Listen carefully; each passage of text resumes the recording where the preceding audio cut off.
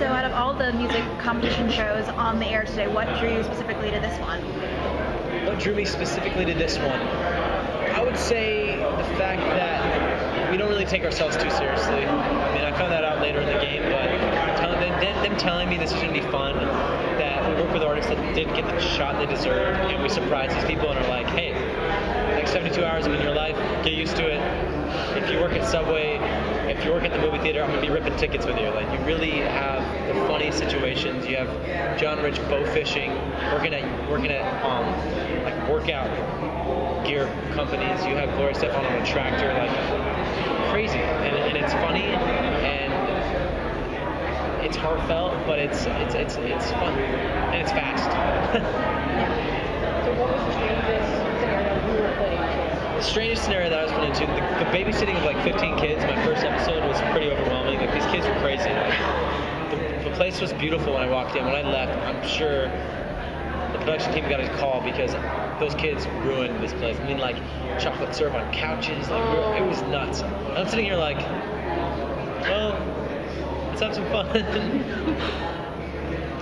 Well, I mean, they also have a camera on you as you're watching it during the show, so you kind of keep your mind like, oh my god, I can't react too much to what's being shown on screen. I reacted. I mean, that's kind of the fun thing about this. They want you to really show your personality, and it's an opportunity to show funny side of me and all that stuff, and you know, you really bring the simple life and American Idol into one. And you have celebrities or famous musicians in everyday life situations, and it's classic television. Do you think 72 hours was too long? Sometimes.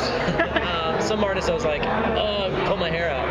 But that was only for a short time. Mostly the families, honestly. That could be like overwhelming if they're a young artist. But I loved it. And mentoring is something I love to do on the side of doing music. And to do it on television is actually kind of fun because it's a first time thing for me. And to be able to do this on television and express how to encourage or creatively construct artists. The best advice you ever got from one of your mentors? I've got two. My father, who is my life mentor, I would say, he's always said to us, live like you're at the bottom even if you're at the top. Future tattoo. But he always has told us, me and my brothers, that from the beginning, and it really came true once we were successful. We met the craziest people craziest meaning like most famous, the president and Paul McCartney in one room together. And you can go brag about that all day, but it's the way you react afterwards, you know, and you show, you be humble about the situations. And then, funny enough, Nick Carter from the Backstreet Boys, when I was very young, I went to go see them perform live, and his manager started managing us. And he stopped me in the hallway, he said, watch the people around you and learn from their mistakes so you don't make the same. I was like, okay. And I was like, it's coming from Aaron Carter, who's had a rocky past before. And you're like, that's really understandable, you know, you understand, like, well, it really helped me and my brothers throughout our career. Yeah, did you pass that along to the people you were mentoring? I have, yeah. A lot of my stuff, everything is personal experience. So I don't want to be pulling random stuff up left and right. I really tell them all the things I've gone through. Whether, for instance, this kid, I was just talking about this kid I'm working with here, his pitch sometimes in the chorus was a little off. And he was, when he first sang, he really showed it on his face that he messed up. And I said, listen, I've fallen on the American Music Awards with 22 million people watching and about 16,000 people in the audience. 6,000 to 10,000 people in the audience. Half of them celebrities. That was my first performance on television. You think I was embarrassed? Hell yeah.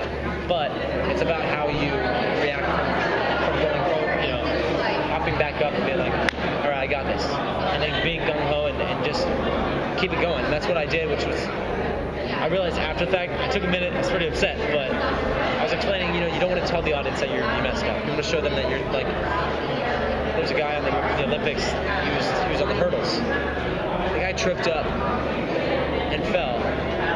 He knew he was going to be in last, but he kept going. That was what people were talking about the next day. Well, given that, you know, you do have this experience, you were one of the only, it seemed, at least on screen, mentors that kind of guided their contestant away from what they were originally leaning towards in terms tones of songs. Yeah. So is that kind of a theme throughout the competition, or was that just that specific contestant that you felt they really shouldn't be doing what they were looking towards? I've challenged a couple musicians and artists. I try to let them tell me what they want to do unless I really disagree, and then I try to change it at the last minute. But it's, for instance, the girl in Orlando, you would think she would do like a Taylor Swift song. She sings singer-songwriter, her voice has that tone to it. So you expect that, you know. It would be more impressive if she went out there and did a guy song and did something totally left. And it was much better, you know, it was much different. So I was pleased, and I try to challenge the artists in different ways, and sometimes I have to pull them back because when you get out there and it's packed house, these mentors, you just you check out sometimes and just perform, and I have to sometimes like pull them back a lot because it's so aggressive.